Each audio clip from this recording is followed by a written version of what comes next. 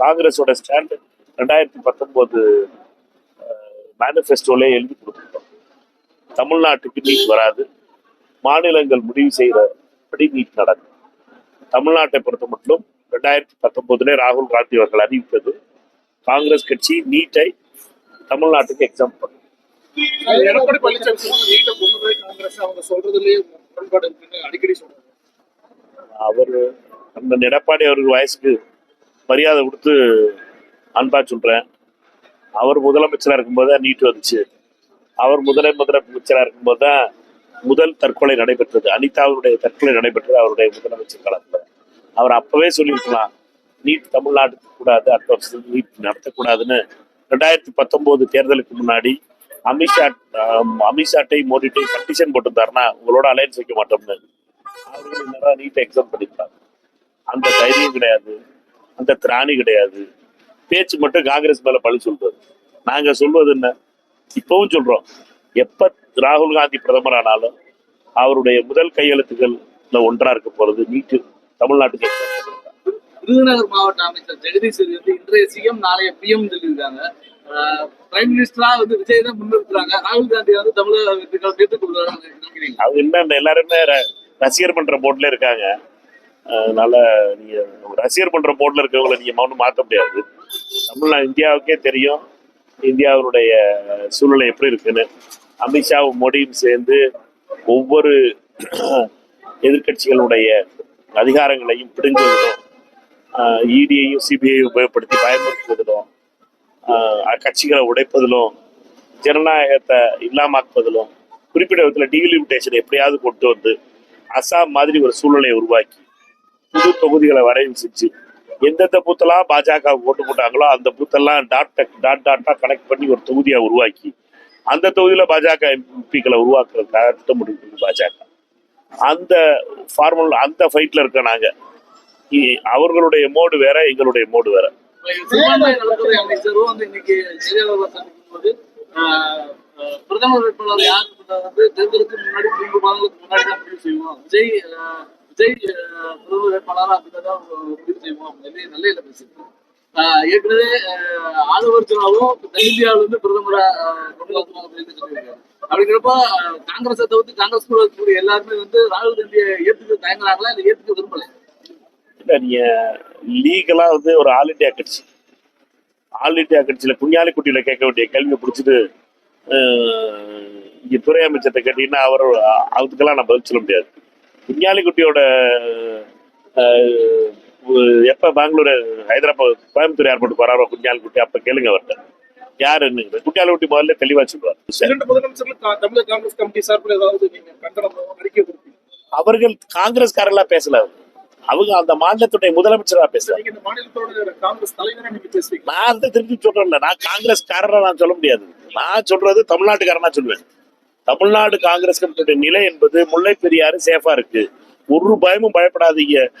கேரள மக்களே ரொம்ப தெளிவா இருக்கு. அந்த டேம் எந்த காலத்திலையும் உடையாது, ரொம்ப தெளிவா இருக்கு. மேகதாதுவை பொறுத்த மட்டும் மேகதாது வெட்டி வேலை உங்களை சுத்தி விடுறதுக்காக டிகே சிவகுமாரும் எடூரப்பாவும் சேர்த்து பண்ற வேலை. அதை பார்த்து ஏமாறாதீர்கள். அதை விட வேற வழியெல்லாம் இருக்கு. பெங்களூருக்கு தண்ணி கொண்டு வர்றதுக்கு இவர்கள் வந்து புது புது கதை ரீல் ஓட்டிக்கிட்டு இருக்காங்க. அதனால அதை நம்பாதீங்கன்னு நான் சொல்றேன். தமிழ்நாட்டுல இந்தியா கூட்டணியில நாயகா இருக்கா இல்லையா? திமுகவும் இருக்கா இல்லையா? இந்தியா கூட்டணிங்கிறது என்ன? இந்தியா கூட்டணிங்கிறது டெல்லியில மோடி அமித்ஷாவை எதிர்த்து எம்பிக்கள் உள்ள கட்சிகள் எல்லாம் சேர்ந்தா இந்தியா கூட்டணி அமைச்சிருக்கு. எம்பிக்கள் உள்ள கட்சிகள் எந்தெந்த கட்சிகள்லாம் இருக்கு? 26 கட்சிகள் சேர்ந்து அந்த இந்தியா கூட்டணி ஏப்ரல் மாசம் வரைக்கும் நடந்துகிட்டு இருந்துச்சு. மே மாசம் 4ஆம் தேதிக்கு அப்புறம் அதுல இருந்து ஒரு கட்சி நாங்க இந்தியா கூட்டணியில் இல்ல, நாங்க இந்தியா கூட்டணி வெளியே போறோம், இந்தியா கூட்டணி அழிஞ்சு போச்சு அப்படின்னு சொல்லி சாபம் போட்டுட்டு வெளியில வந்துட்டாங்க. அது யாரும் தெரியும் உங்களுக்கு. அதுக்கடுத்து அவங்களோட சேர்ந்து சைலண்டா 2 பேர் உருகிட்டு வந்தாங்க. அதுவும் உங்களுக்கு தெரியும். இல்ல டிஎம்டிகேயும் கமலஹாசன் கட்சி அவங்களும் சைலண்டா வந்துட்டாங்க. அவங்க இந்தியா வெளியில சொல்ல மாட்டாங்க நான் இந்தியாவில் கூட்டணிக்கு எங்களுடைய அந்த கூட்டத்துக்கு வரல. 23 கட்சிகள் தொடருது. 26 கட்சிகள் நான் சொன்ன முதல்ல 23 கட்சிகள் இந்தியா கூட்டணியில தொடருது. எப்ப தாவேகாவுக்கு எம்பி வந்துட்டாங்களோ அப்ப தாவேக்காவை நாங்க இந்தியா கூட்டணியில இணைஞ்சுக்கிற சொல்லுவோம். எம்பி இல்லாதவங்களை நாங்க வாங்க வாங்க சொல்லிக்கிட்டு இருக்க முடியாது. அவர்களுக்கு எம்பி கிடையாது. எம்பி இருந்தா தான் இந்தியா கூட்டணியில சேர்த்துக்குவோம். குவாலிபிகேஷனை யார் டிக்கெட் இந்தியா கூட்டணியில சேர்க்காதனாலதான் வந்து பிரதமர் ராகுல் காந்தியை வந்து முன்னிறுத்தாம இருக்காரா விஜய்? ஏன்னா விஜய் வந்து இது வரைக்கும் பிரதமரா வந்து ராகுல் காந்தி முன்மொழியவே இல்லை. ஆனா இதுக்கு முன்னாடி ஸ்டாலின் இருந்தப்ப வந்து அவர் துணிச்சலாம் முதலே சொல்லியிருந்தார் தேர்தல் வரட்டும், பிரதமர் வேட்பாளர் வந்து ராகுல் காந்தி தான். ஆனா அந்த வார்த்தை தாவக்கால் வந்து யார் இருந்துமே வரல. தேர்தல் வரட்டும். முதல்ல திரு விஜய் அவர்களை பொறுத்த மட்டும் 105 இடங்கள் 106 இடங்கள் கிடைத்த உடனே முதல்ல அவர் கால் பண்ணது திரு ராகுல் காந்தி அவர். அவரை முதலமைச்சர் ஆகணும்னு ராகுல் காந்தியோட அவர் ஆதரவு கேட்டார். முதல் கடிதம் கொடுத்ததுங்கிறது ராகுல் காந்தி, காங்கிரஸ் கட்சி தான் கடிதம் கொடுத்துச்சு. அதனால தாவேக்கா அவருடைய இன்றைய அமைச்சர்கள் எல்லாருக்கும் அந்த உண்மை தெரியும். அவர்கள் எல்லாம் அமைச்சராவதற்காக காங்கிரஸ் கட்சியினுடைய ஆதரவு முதல்ல வந்துச்சு. இல்லாட்டா அமித்ஷா கதை பிடிச்சிருப்பாரு. எல்லா கதையும் முடிச்ச நேரம் கட்சியை உடைச்சு அண்ணன் பழனிசாமி முதலமைச்சர் ஆக்கியிருப்பாங்க. அவர்களை பொறுத்த மட்டும் இந்த இந்த நிலை எல்லாருக்கும் புரியும். தேர்தல் வரட்டும். திரு விஜய் அவர்கள் சரியான நேரத்துல சரியான, எப்பவுமே அவர் ரொம்ப கம்மியா தான் பேசுவாரு, பேச வேண்டிய நேரத்துல பேசுவார் நினைக்கிறேன். ஆனா மீடியாக்கள் மற்ற இந்தியா முழுவதும் வந்து சோசியல் மீடியாக்கள்ல வந்து அடுத்த பிஎம் விஜய் தான் அப்படின்னு ஒரு பெரிய இது நடந்துகிட்டே இருக்கு. அது கேம்பெயின் பரப்புரை நடந்துகிட்டே இருக்கு. அதை வந்து உண்மையிலேயே வந்து அவர் பிஎம் கேண்டிடேட்டா அவர் வந்து முன்மொழிவுக்கு யாரெல்லாம் ஏற்றுக்கிறாங்க அப்படின்ற ஒரு கேள்வி இருக்கு.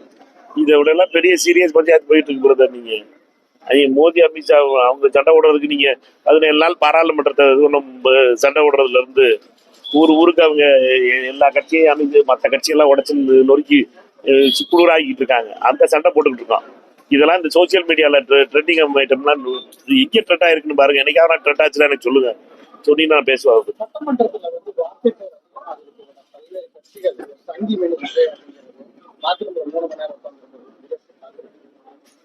சட்டமன்றத்துல லைவ் இப்பதான் கொடுக்க ஆரம்பிச்சிருக்காங்க. லைவ் அதனால கொஞ்சம் செட்டில் ஆகிற டைம் ஆகும்.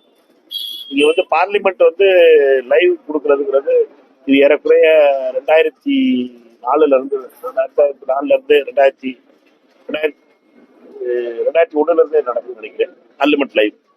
ஆனா அசம்பிளிங்கிறது வந்து இப்பதான் ஆரம்பிச்சிருக்காங்க. அதனால இப்ப உத்வேகம் நிறைய இருக்கும், ரொம்ப ஆர்வம் இருக்கும், பார்வையாளர்கள் நிறைய இருப்பாங்க. அதனால எல்லாரும் பார்க்க ஆரம்பிச்சிட்டாங்க. அதனால கேட்டதா இன்னும் கொஞ்ச நாள் ஆகணும், ஒரு 2-3 மாசம் ஆகணும் செட்டில் ஆகிறதுக்கு, லேண்டிங் ட்ரபிள். இப்ப எல்லாருமே கோவப்படுறதும் ஆக்ரோஷப்பட்டு சொல்றதும் நடக்குது. அதற்குள்ள பொறுப்பை சபாநாயகர் ஏற்றுக்கிட்டு இருக்காரு. சபாநாயகரை பொறுத்தவரையிலும் எக்ஸ்பெக்ட் பண்றதெல்லாம் வேகமா, அவை குறிப்பிலிருந்து நீக்கப்படுவதெல்லாம் வேகமா நடக்குது. இது வந்து கொஞ்ச நாள்ல செட் ஆயிரும் நினைக்கிறேன். தலைமைச் செயலாளர் வந்து ஒரு சங்கி அப்படின்னு சொல்லி இடதுசாரிகள் கம்யூனிஸ்டுகள் வந்து நேரடியாக பகிரங்கமாக குற்றம் சாட்டியிருக்காங்க. சமீப கால நடவடிக்கைகள் நீட்டுக்காக பெரியார் அமைப்புகள் இது பிரச்சாரம் போறதுக்கு தடை விதிக்கிறாங்க. இடதுசாரி மாணவர்கள் அவங்களுடைய நடவடிக்கைகளை கண்காணிக்கணும் அப்படிங்கிறாங்க. இடதுசாரிகள் குறித்த கணக்கெடுப்பு நடக்குது. இது எல்லாமே வந்து பாஜகவுடைய அஜெண்டா மாதிரியான நடவடிக்கைகள் தான் இருக்கு. இது தாவேகாவுடைய அரசுடைய செயல்பாடா இல்ல அதிகாரிகளோட செயல்பாடா, எப்படி புரிஞ்சுக்கிறது? இல்ல, நிறைய 3-4-5 கேள்விகள் கேட்டீங்கல்ல, அதுல ஒன்னொன்னா பதில் சொன்னோம்னா ரொம்ப நேரம் ஆகும். பட் ஒண்ணு மட்டும் சொல்லுவேன், இடதுசாரிகளுடைய பார்வை என்பது அவர்களுக்கு வந்து அந்த கணக்கெடுப்பு பண்றது, அவர்களை வந்து இப்படிப்பட்ட ஒரு வித்தியாசமான அப்ரோச்ல ஒரு 2-3 அதிகாரிகள் பண்ணது வந்து ரொம்ப தவறான விஷயம். அதை உடனடியாக நானும் கண்டிச்சேன். அந்த வட்டாட்சியர்களுடைய நடவடிக்கைக்கு அவர் மீது கடுமையான நடவடிக்கை எடுத்துக்கணும் தமிழக அரசு. என்னை பொறுத்த மட்டும் வருவாய்த்துறை அவர் மீது, அந்த வட்டாட்சியர் மீது கடுமையான நடவடிக்கை எடுத்துக்கணும். எடுக்கல, அது எடுப்பாங்கன்னு நினைக்கிறேன். அதே மாதிரி கல்வித்துறையில உயர்கல்வித்துறையில எங்க அமைச்சர்கிட்ட நான் சொல்லியிருக்கேன், இவர்கள் இது வந்து அதிகாரிகள் இப்படி பண்ணிட்டாங்கன்னு மட்டும் நம்ம ஒதுக்கி போக முடியாது. இதை பொறுத்த மட்டும் இது வந்து கூட்டு தலைமை கேபினட் ஃபார்ம் ஆஃப் கவர்மெண்ட். அதனால 100 நாள் தான் ஆயிருக்கு. அமைச்சர்களான புதிய அமைச்சர்கள், பழைய அமைச்சர் ஒரே ஒரு செங்கோட்டையன் மட்டும்தான். அதனால இது வந்து ரொம்ப கவனமா நம்ம அணுக வேண்டியது. திரு தலைமைச் செயலாளரை பொறுத்த மட்டும் அதிகாரிகள் எல்லாத்தையும் நம்ம வந்து உடனே சாயம் பூசிடுவோமானுங்கிறது என்னை பொறுத்த வரைக்கும் அவ்வளவு வேகமா நான் சாயம் பூச மாட்டேன்.